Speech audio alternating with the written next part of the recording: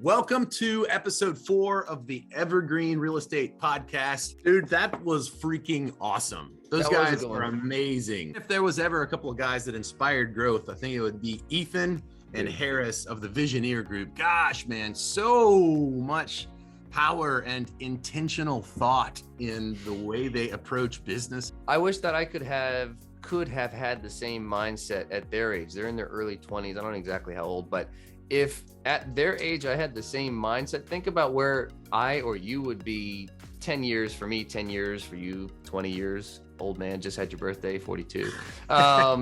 Like, think about how far ahead we could be, you know, and like, we're kind of like starting where we're at. These guys are starting at such an early age, and they're going to compound that over the next 10, 15, 20 years. It's incredible. Yeah, I really enjoyed how values led they are, which is really impressive given the fact that they're doing such big stuff in business. They're still doing it the right way and coming from the right places. Like, everything that he had to say about values first and building relationship and not being transactional, even in the way that he makes his outbound calls to off-market sellers and to potential investors, he's building relationships, and out of that comes everything else. And that was a personal challenge to me because I can sometimes be a bit of a shark on outbound calls. Like, I'm just kind of deal focused, and that's not always the best approach, man. It's a team sport, and it's a game of patience, and so the relationships matter, man. That was profound. Yeah, and also too, their why. That was a big theme, so look out for that in the show, you know, why it is that they exist. And just a little teaser that the big thing for them is just people. It's not about money for them. It's not about owning a bunch of real estate. That's not their why at all. What they're doing is just the vehicle to get them to where they want to go and to achieve the things they want to achieve in their life. So why they exist is a big thing. And they keep that at the center of their focus when they make these other decisions. You know, should we go this direction or that? So look out for that. So yeah, man, I thought that it was a great one. And these are a couple of guys who, you know, you get in the room with them and they're doing these big things. And I'm kind of like, man, what am I doing wrong here? Like, this guy's making 30 phone calls a day. And I'm like struggling just to make sure I can get 10 in. It's something that it really does inspire me to go out there and make it happen. One little last caveat. I love Ethan's take on what your why was. There was a little nugget when Michael explained why he does what he does and what his purpose-driven life really looks like. Ethan had an interesting observation about what was cool about it. So listen out for that. Otherwise, we hope you guys enjoy the show. Without further ado, the Evergreen Real Estate Podcast, episode 4. Do it! Go! Start today! Now! All right, go enjoy. You should keep that. I don't know if I'll keep that in. We'll see. Hello, everyone, and welcome to the Evergreen Real Estate Podcast. I've got our guests here, Ethan Neumann and Harris Trail from the Visioneer Group. We're going to talk a little bit about them, talk about their why, how they got started, and what they're working on these days. And just wanted to thank you guys so much for coming on and making the time to do it. I know you guys are putting out some fires and doing some different things. But first of all, just thank you so much and welcome to the Evergreen Real Estate Podcast. Thank you. Thank you for having us, man. We're always putting out fires, so that never changes. Yeah, that's the name of the game here. And Uncle Jonathan, thank you for making the time. I know you're doing the same thing. You're in the middle of like 12 different things every day and trying to put the calendar together is kind of a thing, but thanks for making the time. Yeah, for sure. Nosily, I want to know what the fire was. I have a little bed bug issue going on at a 15 unit that I own. So when I heard the word putting out a fire, I'm curious what you guys had going on. So if you don't mind sharing, what was going on this morning? Well, it's kind of been going on the last few days. We're just rethinking kind of our long-term strategy for getting to where we want to go as far as what we're focusing our time in. Because like, I don't know, because as entrepreneurs, a lot of times we think, oh my gosh, we need to do this to get to our goals. But like, focus is one thing that we've really been struggling on lately. It's like, okay, we don't need to do 10 different things to get to where we want to go. We need to do 2, 3, maybe 4 things very, very well. And so it's kind of been like, okay, what do we want to cut out of what we're doing? What actually fits the 80-20 rule, where it's like, okay, this 20% is actually moving the needle, and what's not, and what can we drop? And like, it sounds easy. It's like, just drop this, but it's like, it's very difficult to like actually drop things where it's like, we've been working on this for a long time. Is this worth it? So that's what we've been working on. So specifically to you guys, is it hard to drop it because you have so many opportunities, or is it that you guys kind of have like ideas galore and so you're trying to figure it out? Pick up, like, what's the difficulty in harnessing your focus? Yeah, I think it's a little bit of both. Yeah. We have a bunch of ideas that we end up writing down. We actually have this cool thing called an idea sheet where we basically, whenever we think of something cool, we'll go ahead and write it down, and we go over it on our weekly meeting. So we have a bunch of ideas that we go through. But that's not really the main thing. It's mainly the relationships. So we've just gotten to the point now where we're doing deals, and we have so much going on that people want to partner up, and people want to, start creating a deeper business relationship. And that's where it's a little bit harder to say no. You know what I mean? It's there can be multiple different avenues to get you where you want to go. But it's just picking those few that are actually going to get you there the fastest. How did you guys first get started in this business? I mean, you guys are doing hugely bigger things than guys who are twice your age. How did you guys first get started in this? Tell us a little bit about your story. Yeah. So Harris and I met as random roommates in college, and we almost like didn't room together. Like, I think he was about to room with a friend, and then I was about to room with my buddy Jeffrey Donis. I was coming from high school with me, and then ended up not happening because Harris thought that Jeffrey's roommate was weird, so he didn't want to switch. So we did end up rooming together. True story. Yeah, true story, true story. And I don't know, man, like, I've always been an entrepreneur. Like, I had a lawn mowing business in high school. Like, I know that's super cliche, but it's true. Yeah. And then in college, I was trying to make like a bed extender, a mattress extender, which would lengthen the or make the width of the bed bigger, because we had like these small twin XLs. And that was like 10 grand to do a prototype. And I was like, shit, dude, I don't have 10 grand. And then our buddies found out about wholesaling, and it's something I had learned about before.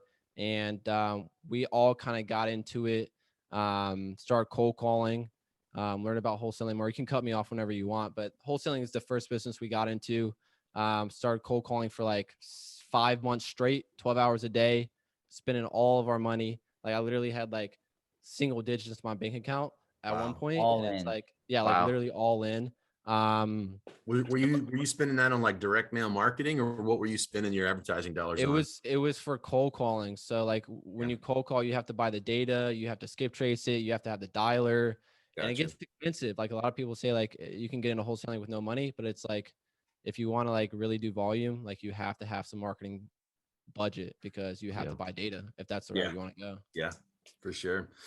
So, okay, so you got into wholesaling. One thing that we've kind of passed by is who you are and what your business looks like now. So if you could connect me the dots from wholesaling into, May 11th, 2022, Harris and Ethan, and what our business is now, take me there if you could. Yeah.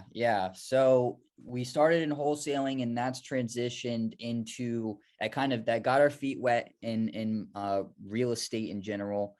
And then we ended up transitioning a couple of different ways from wholesaling. We took money from that.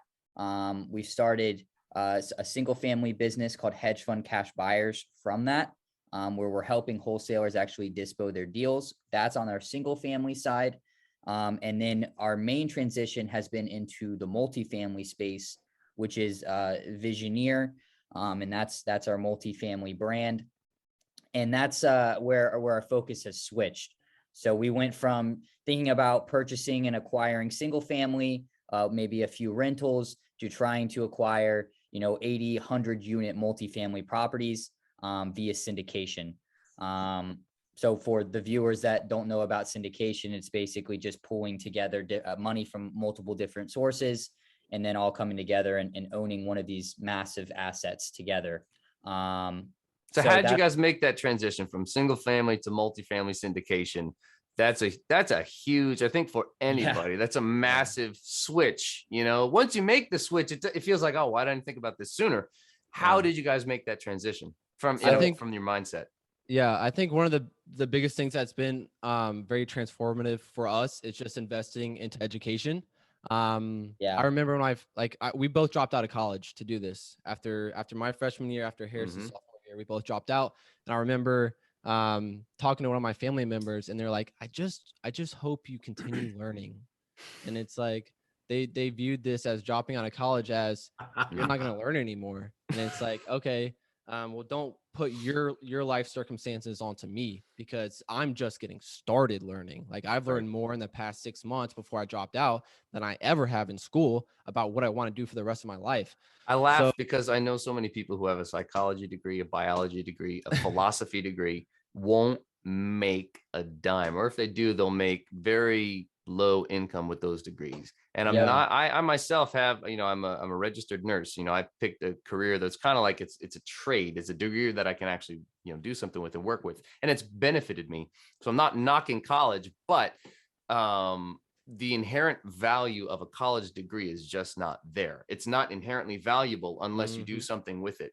If you educate yourself and you're actually going out there and finding the education that's actually going to move the needle and actually help you build wealth, help you do the things that you want to do and achieve, that's the thing that's going to set you apart. And a lot of people, they end their education once they walk and get their degree, their diploma, whatever it is. And guys like you, obviously, it's a lifelong thing. Learning is a lifelong thing. Yeah, lifelong. So yeah, we've invested in a ton of mentorships, and then transitioning to multifamily. We invested into a group called Jake and Gino. They teach multifamily, whether it's JVs or syndications. And we've invested in a bunch of other things. But like, I would just say, like, sometimes mentorships get a bad rep, but as long as you vet, it's so funny. I was talking to a friend, talking to somebody about the value of these types of investments. Yeah. And people knock, and I understand what you're saying. They get a bad rap because of the bad apples. There are people who are just out there to get your money. Yeah. But there are legitimate people who are out there for the good of other people, and they're building legitimate, beautifully crafted businesses and plans, and are helping people and changing lives. And at the end of the day, it's not like people think like, oh, if I'd rather see you put, the guy said, I'd rather see you put this money in a deal, not put that money into education. And I'm like, it makes more sense from a tactical standpoint to have the support, to have the knowledge, to have the experience of other people who've gone before you. Then when you do put that money into a deal, you're learning from their mistakes instead of your own mistakes. You can save time that way and save money. It's not just like you're learning on the fly. Yep. And I think it's that network too. So you're getting into it, you're learning from other people's mistakes, but you're just surrounding yourself around so many people that are doing what you want to do. And that's important, who you surround yourself around. That's the famous quote, the 5 closest people to you are who you're going to become. But touching back on I think one of the main drivers that actually switched us from single family to multifamily, it was definitely the education. But I remember we had a call with one of our mentors, and he was like, what do you guys want to do in 10 years? Like, what's your goal, your overarching goal? And both Ethan and I have the same vision of like, dude, we want to help a lot of people, and we want to generate a lot of wealth. And one way we see that happening is by, like, I'm trying to drive over to Chattanooga, Tennessee, and see a 200 unit apartment complex that I have my name on. Right. And it was, I'm thinking big. And he was like, all right, well, if that's what you want to do in 10 years and you want to be able to see that in your life in 10 years, start today. And it was like, right. I guess you should. Yeah. I think, I want to touch on that, but I also want to touch on the self-education. Like, a lot of people that I see online that are very successful, they talk about, like, they're answering the questions, oh, I have $50,000, oh, I have $100,000, what should I invest in?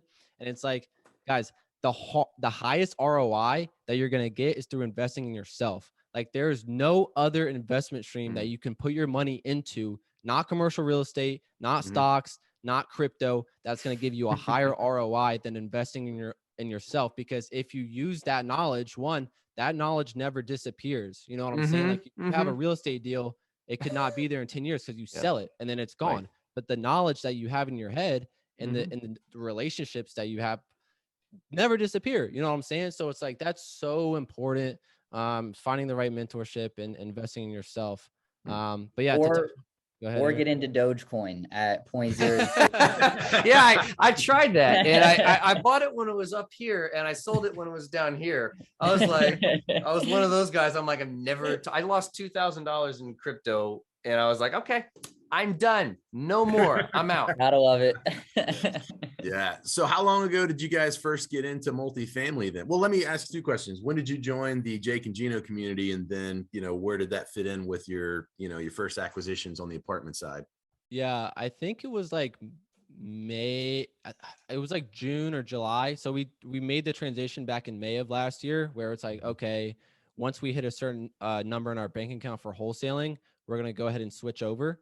And we hit that in May, and then we kind of like had a breathing period in like June, and we're like, I think we joined in like June or July into Jake and Gino.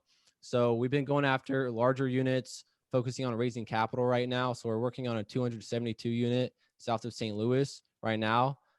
That's closed. We're just wrapping up the raise on that. And then our buddies are working on one in Jacksonville that we're trying to help out as far as raising capital on that. So that's been our focus. Awesome. On the syndication side.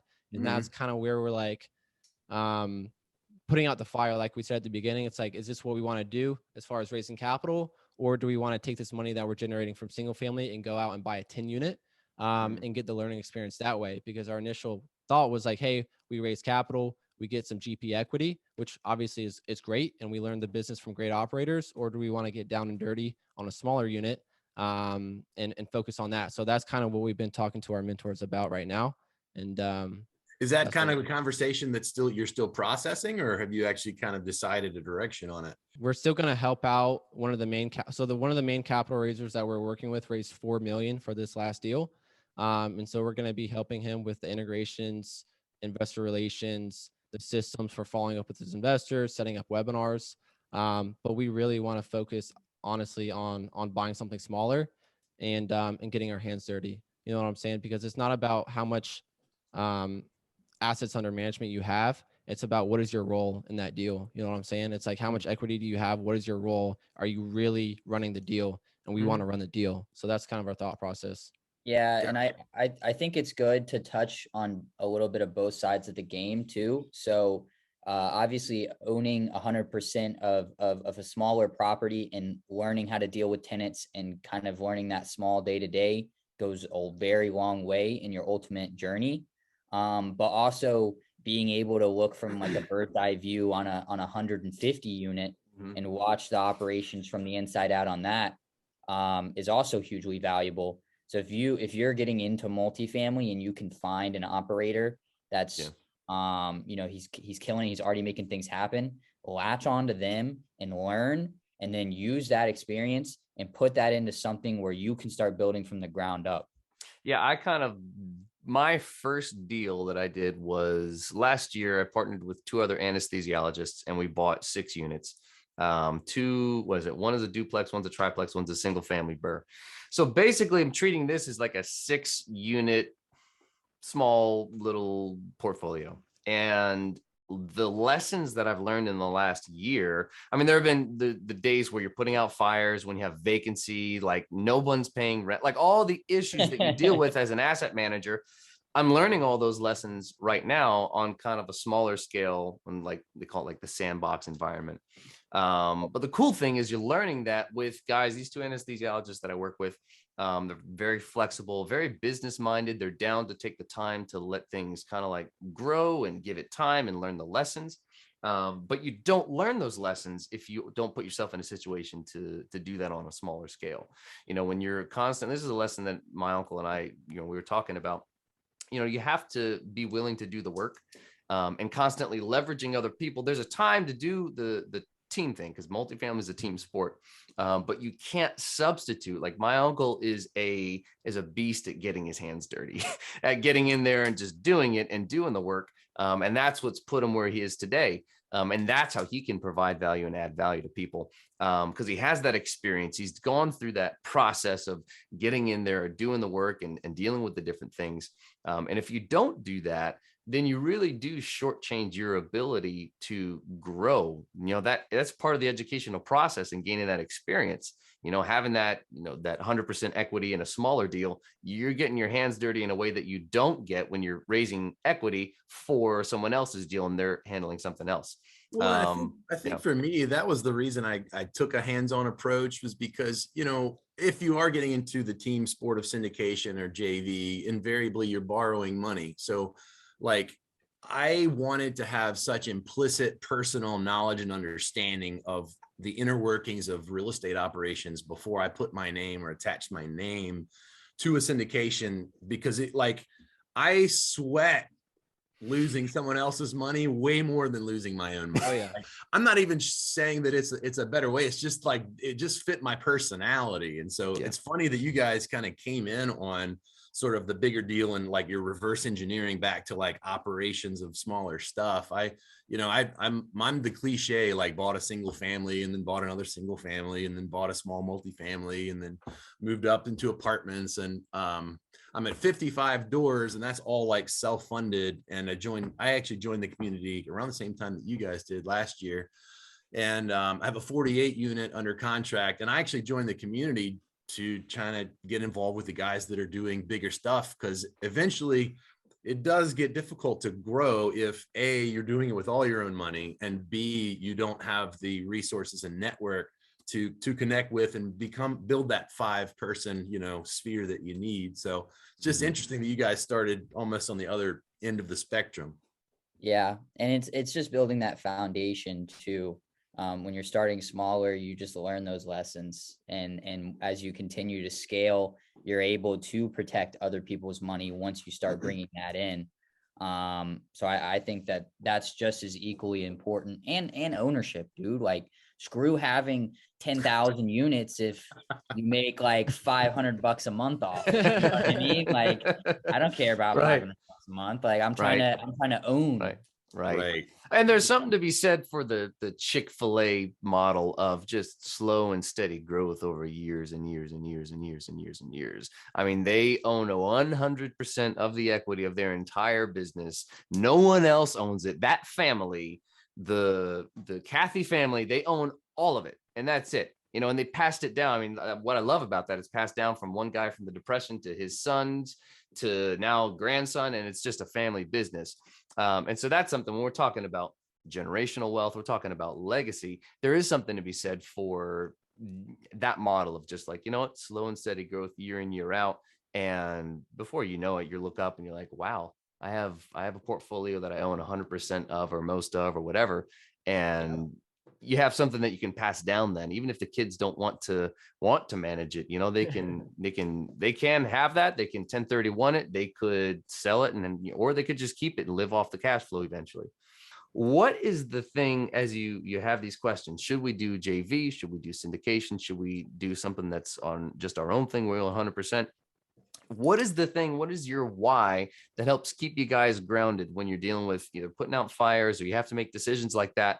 What is that filter? You got to filter everything through why you guys exist. What is that for you guys? And I'll even take it a step further. How did you guys come to that place of realizing what your why is? So it's kind of a 2-part question. What is it, and how'd you figure it out?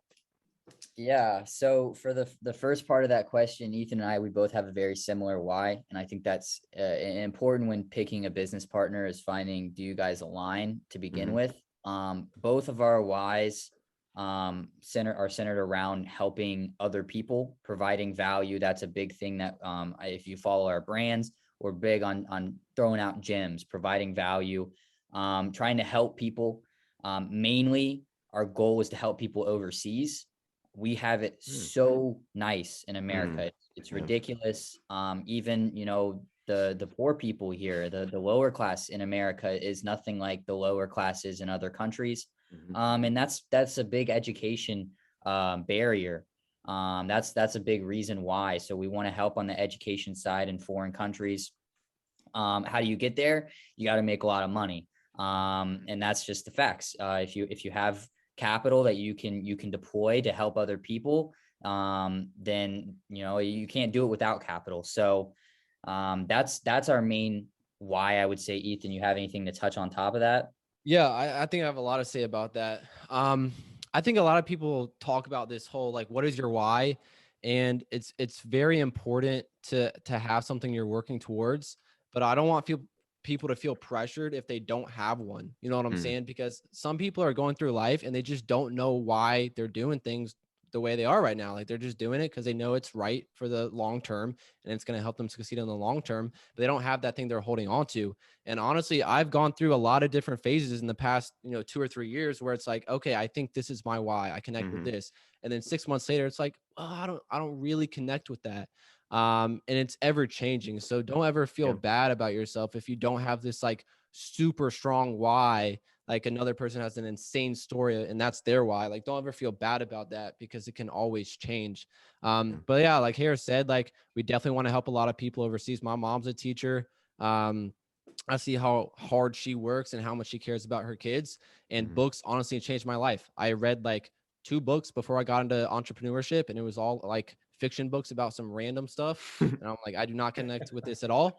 And then I read Leaving Microsoft to Change the World, which is about an ex Microsoft executive who quit his job and he basically built schools and libraries across the world. And I really connected with that. And then I started mhm, reading a ton of books, and it's like, holy shit, like this changed my life. And mhm, change my outlook. So we want to help provide that to other people. But it's also like, dude, life is so short. Like mhm. if you think about our existence on this planet You and guys have really good perspective for a couple of young guys. I'm just saying, like, really, you guys do. yeah, You're dude, I so don't far want to ahead. get carried away, but like, dude, we have what, like 80 to 100 years, hopefully by the time we're older, like 130 You might have on 2 this days. world. Yeah. And then it's like in the time scale of the universe, we're so insignificant. It's like we have no time. And so it's like, Yeah, what do you want to spend your time doing? Do you want to spend your time yeah, doing stuff where it's not going to help you when you get older? Because that's going to come up quick. Or do yep. you want to spend your time where it's like, hey, I will have options when I'm older and I can pursue what I want to pursue. So that's a Amen. huge part of it as Dude, well. the so as long as we're talking about why, I'll throw mine in. Something, and the way that I came to this place was just, I don't even know. Yeah, like I come from a faith background, and like I said, my father's a pastor, and I grew up in the church.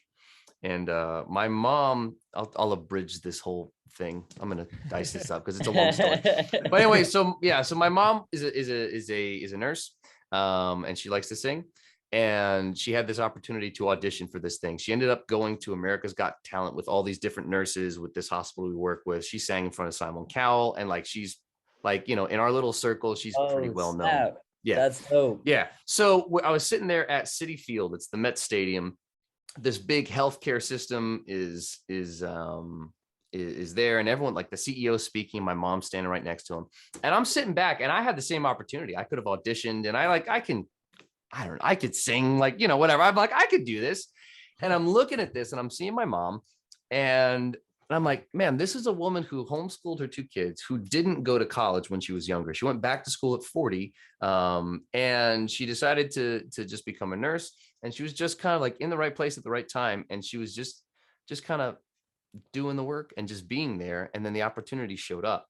And I felt like just something that was just on my heart. It's like, man, just be faithful with whatever you've given, and just steward that. Just be faithful. Like, you don't have to go out and do these crazy, like, well, what do you have in your hands right now? Okay, how can you steward this, and how can you cause that to grow?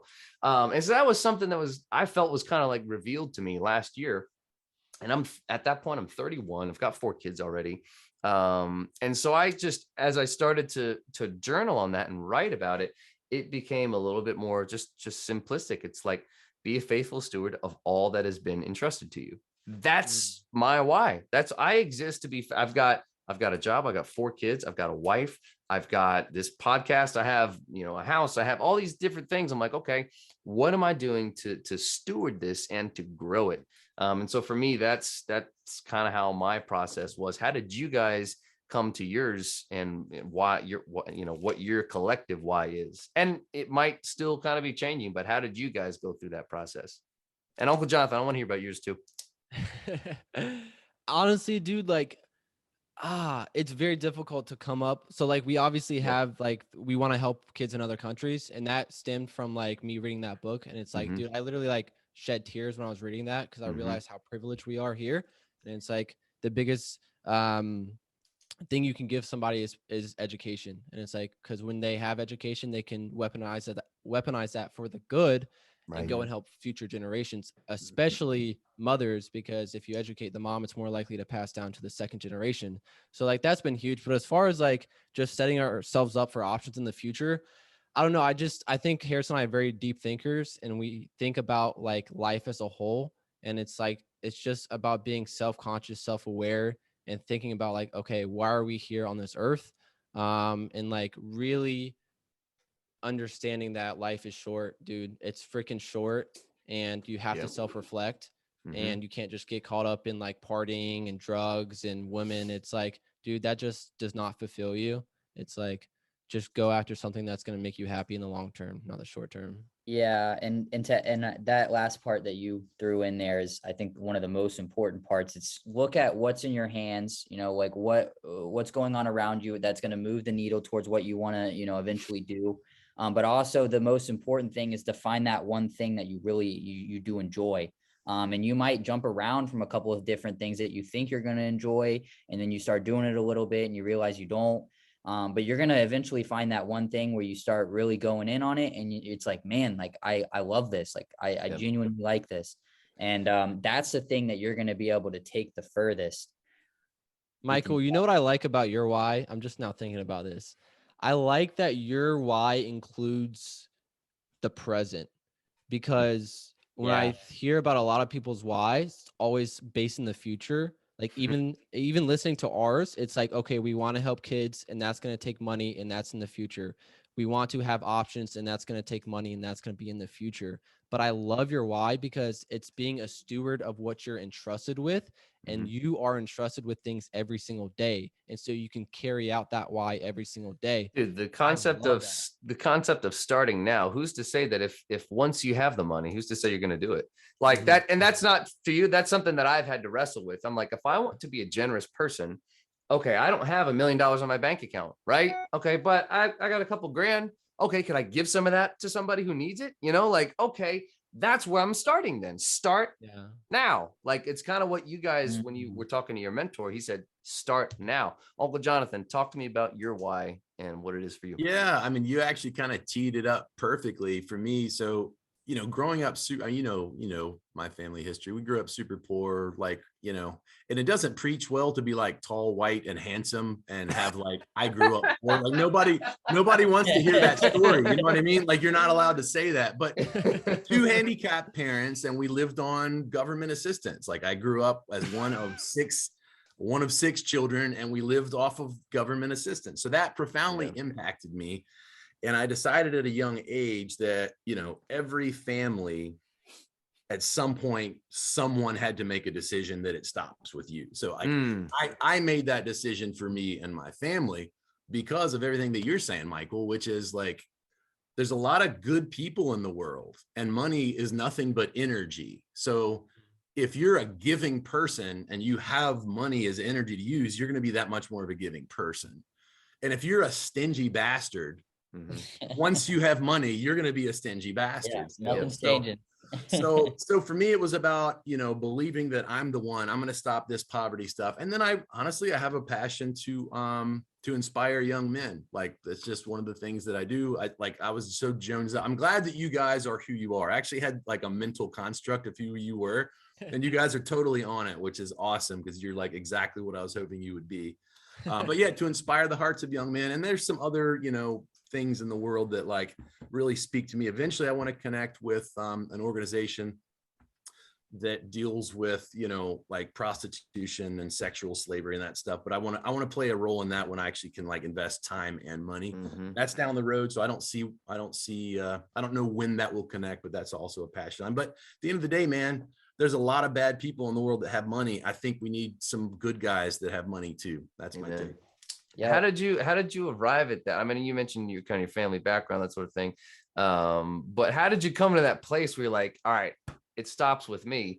I've gone through a similar sort of process in other, I didn't have the same upbringing, but kind of, I felt the same mandate upon me, certain cycles and certain things. Okay, you know what? I have the chance to start afresh. I'm this little olive branch. I'm this little shoot out of this vine. And, this is the chance for things to be new. Great. How did you come to that place? It was a convergence of reading Rich Dad Poor Dad and realizing that there's like an entirely separate rule and set of rules that you can apply and live your life by, in conjunction with just all the challenges of growing up and knowing that money was the predominant conflict in our house at all times. And so like, there were moments where I would ask mom for this or that, and it would turn into like this huge blow up. And I would feel bad as a kid for asking mom for something, because I just sent her out to the chopping block to go ask dad to buy me something, Yeah. So it was like, just taking all of those pains and traumas and like,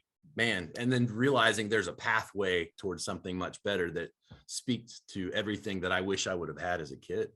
That's awesome, man. Yeah, that's that. Remember we talked with Jimmy, it's that pain and payoff thing, kind of having those moments where you go through something. And, those moments can be painful, but they can also be really formative and change you, like Ethan reading that book. What is it? Microsoft, leaving Microsoft, changing the world or something like that. Change the world. Yeah. Yeah. Like having that there, you're sitting there, you're crying and you're thinking about, man, like, this is what I want to be doing. This is who I want to be. And when you identify with that and you find that there's something inside of us that gets stirred, and that thing inside of us that gets stirred, that's the real authentic, Ethan, the real authentic Jonathan Michael Harris. That's the thing that people, when they see that, they want to be a part of that, whatever that thing is. And that's why we talk about the why, is because it is at the core. It's a why is just who you are. Who are you? Why do you exist? For me, I exist to be a faithful steward of everything that's been entrusted to me. And people who identify with that, they're going to be like, that, I want to be a part of that. That's what I want to do. I also want to faithfully steward everything that's been entrusted to me. I don't want to just squander this. We have one life. Like, I want to use this life to help people, to provide value to other people. So I love what you guys are doing. I love where you're headed. Talk briefly about what you're working on right now. You mentioned there's a 272 unit in St. Louis. Tell me a little bit about what you guys are working on right now. You mentioned too that you're thinking of potentially doing something with just the two of you guys. Where are you guys on that? And then the next part to that is, what are you doing, on a day-to-day basis to make that happen? Yeah. So on the single family side, like Harris said, we have basically a dispo company where we help connect wholesalers with hedge funds. So Harris has spent like the last 2 years building relationships with hedge funds that actually pay assignment fees. And so he secured a lot of really, really good relationships with these guys that are buying very, very high, because they're paying long-term yield-based investing versus like these flippers that have to have a larger margin. So we're connecting them with that. So on that side of things, it's just basically about getting the brand out there, letting people know that we can help. And then working on that. And then on the multifamily side, like I said, we're helping this guy, Jake, with his systems, raising capital, bringing in equity partners for some deals. Like, for example, this St. Louis deal, it's actually in Park Hills, so it's south of St. Louis. So we're helping with that. And then we're trying to, again, focus on what is our end goal. Our end goal is to be asset managers and be lead sponsors. So that's why we really want to go out and get a 10 unit. So I'm going to be in charge of going out and networking with these wholesalers that we already know. I have my license. I've done a few listings. So connecting with realtors in the area, underwriting the deals, talking to the sellers, stuff like that. So Harris, you want to add anything? Yeah. And I think to kind of answer the second part of that question, how are we planning on getting there? Yeah. I think at least for us, a main driver of almost all the success that we've had so far is just networking, outreach, meeting new people, making new relationships. So Ethan and I, we definitely, one of our main focuses is just hopping on the phone with people. I hop on the phone with at least 30 people a day. I know Ethan's hopping on the phone with a lot of people as well. And it's literally just making new friendships. And that's a big difference too, between business relationship and friendship. Really jumping on calls with people and you don't have to just talk about business, dude. Talk about life, talk about anything, Right. Get to learn the person, and then the business will come.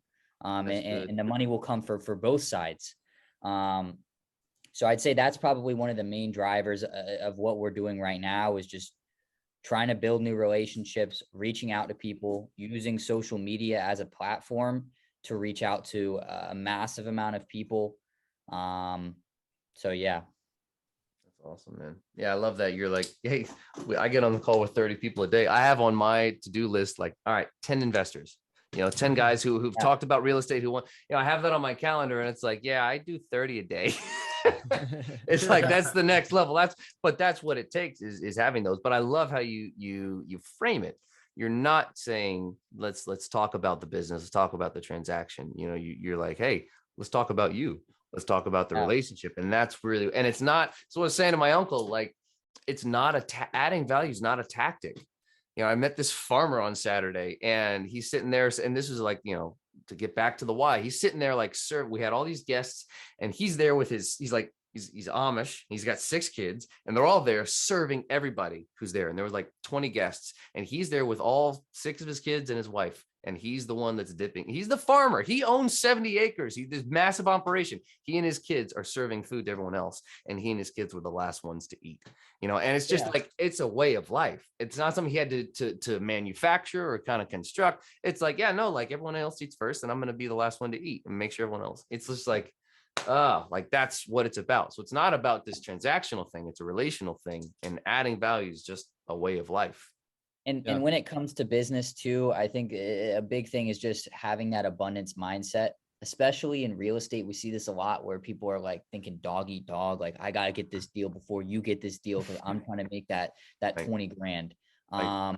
And the thing is, there's just so many properties. There's so many deals. Right. Every day there's hundreds of transactions. So, you have to realize that the money is plentiful, and working together and building those relationships over making another $500 is ultimately going to go way further. Relationships over everything. Me and Ethan, we preach that. Yeah, so you guys are super creative. Give me a movie suggestion that everyone should watch, and why. That's a good one. Oh man. That's a good one. I like that. Ethan's backing away. I'm backing away. Honestly, I don't watch that many movies, but the one I do remember watching, speaking of creativity, is called Inception. And that's it's like we're built in this social construct, kind of like relating it back to life. Like, we have the social construct to go to school, and what we value, what we do throughout the day, and what people think of us, where it's like, what is this life? Like, why is it like this? Can it be a different way? And it's just like thinking outside the box. I guess that was Great. Good. Love it. That's pretty good. I don't know. Let's compete with that one. Yeah. Right. We don't watch a lot of movies, honestly. We're big podcast guys now. So Gotcha. Well, give me a podcast recommendation. There you go. I have a few. I love Jay Shetty. He Shetty's has good. a podcast called On Purpose, and that's sort of the mindset. He also has a book called Think Like a Monk. On the economic side, I love the Rebel Capitalist by George Gammon. That's a great podcast as far as economics, like macroeconomics, more than just real estate. And then the real estate guys also have a great podcast that's a mix between real estate and economics. Those are 3 great podcasts. Yeah, I think it's big too when like you're consuming this kind of media that, I mean, everybody has their own thing. We like podcasts. I like YouTube as well. Yeah. When you're consuming media, it's always good to consume stuff outside of your industry too, because we've learned so much we'll consume like real estate stuff all the time, trying to learn, but it's good to learn like just stuff about like macroeconomics and just general business, and because you're going to get alternate opinions from different industries that might solve an issue that you have that nobody's talking about in your industry. Well, you also need an investment thesis that other people agree with. You need to have an understanding of where the market is, where you're headed, where you're going to, and how you're going to position yourself. And other people who agree with that thesis are going to be the ones that are going to work with you guys. So having that understanding of the market, where things are headed, it's something that I'm actively every single day. I'm taking in content and trying to say, okay, where's the market headed? And let's understand that from kind of like a macro perspective, like you're saying, and how do we position ourselves in that context to make sure that we're successful. I'm just going to cut to the last one. We've had so much here and you guys have been great. Last question for you guys. What do you know now that you wish you had known when you'd first gotten started? I've got 2 answers to this. One is passive income is oversold. So I know that kind of sounds crazy, but like when we first got into it, everybody was talking about passive income. Oh, get passive income, get this cash flow. But it's like what really moves the needle is active income. And so if you have a job or if you have a business that can create an insane amount of active income, that's going to be placed into investment vehicles that can produce that passive income. But if you don't have the active income, you're not getting the passive. You know what I'm saying? Right. So like when we first got into the real estate, we were all about passive. And it's like, well, you need a lot of money to get passive income because the returns are lower because it's passive. So active returns are higher because you have to put in your time. So definitely focus on that. And then we kind of touch on this, Harris just touched on this, but don't just listen to gurus in your field. Like we've listened to a lot of people in wholesaling and it's gotten us so far, but then we listen to people in other industries, just business in general, sales, marketing, and relate it back to wholesaling when we first got started. And it's allowed us to think creatively outside of the box from what other people are doing. So I think that's huge as well. It's great, man. Yeah, 100%. I also think one thing that we've really honed in on that has helped all the ventures that we've worked on, and I wish we would have just done this when we first started, was finding those 1, 2, 3 things that really move the needle and hammering those. When you're starting out, and I see this a lot, especially with our friends, because a lot of people, I'm younger, so a lot of our friends are younger. They want to do everything, they're trying to do this, they're trying to do that. They're just doing so many different things and they're doing nothing well. And it's find that thing that you like and then hammer it. I love that. I love it. And that's going to get you closer to your goal. Absolutely, man. Yeah. It's the 80-20 rule, but it's not just, it's like, just pick one thing and be a beast at it and then master that. And then you can pick another thing, but you got to get that thing first. You have to be really good at what you do. And that's something that I admire you about, Uncle Jonathan, is what you've been able to do. You've stewarded what you've had and you've really achieved this place where, hey, listen, like I can look at a house and I can know exactly what it's going to cost to get it renovated. I know exactly what my comps are going to be. Like that's something he can just in a second do that. That's something that he's good at that. Now he's gotten that. Now he's moving on to, all right, now it's stacked, some bigger deals on top of that skill set. In our last podcast, we talked a lot about compounding and how in life, like that one experience, you can, okay, now you're gonna take that experience into the next one and it compounds each one on top of one another. But you just got to start with one. Just pick one thing and just freaking stick with it and then get there. Okay, then move on to something else and stack on top of that. Yeah, I think it's that patience too, that it's like you got to realize that I think a big reason why everybody's trying to do so many different things is because they just want to get there so quickly. Like I'm trying to be there tomorrow, right? And it's like just because you do 5 different things that are hopefully all going to bring in a little bit of revenue, it's not going to get you there tomorrow. You have to realize that this is a long game. And if you want to win, then you gotta be patient. I love it, man. This is good. Ethan, Harris, guys, thank you so much for taking the time, setting the time up to be here, helping people, providing value. You guys are doing more than so many other people in this world. So thank you for what you're doing. Thank you for being consistent with it and sticking with it and being faithful to everything that you've been given. You guys are awesome. I love you guys.